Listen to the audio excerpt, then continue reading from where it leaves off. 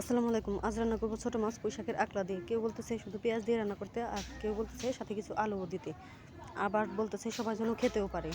তো একসাথে তো আর সবার মন রাখা যায় না। সবাই যদি খেতে চায় তো এত ছোটো মাছ অল্প কিছু সবজি দিলেই ভালো লাগে, শুধু পেঁয়াজ বা একটি বা দুটি আলু দিয়ে।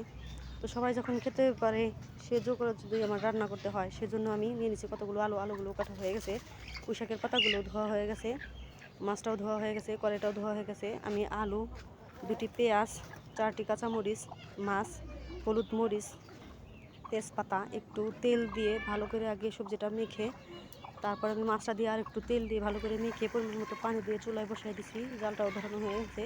তো তরকারিটা আমার অনেকটাই হওয়ার ভিতরে এখন আমি পুঁই শাকের পাতাগুলো দিয়ে দেবো উপর দিয়ে। তো তরকারিটা আমার প্রায় হওয়ার ভিতরে, এখন জিরাটা দিয়ে দিব। জিরাটা দিয়ে আমার তরকারিটা রান্না করা হয়ে গেছে। এখন অবশ্যই সবাই খেতে পারবে। তো খোদা হাফেজ, ভালো থাকবেন সবাই।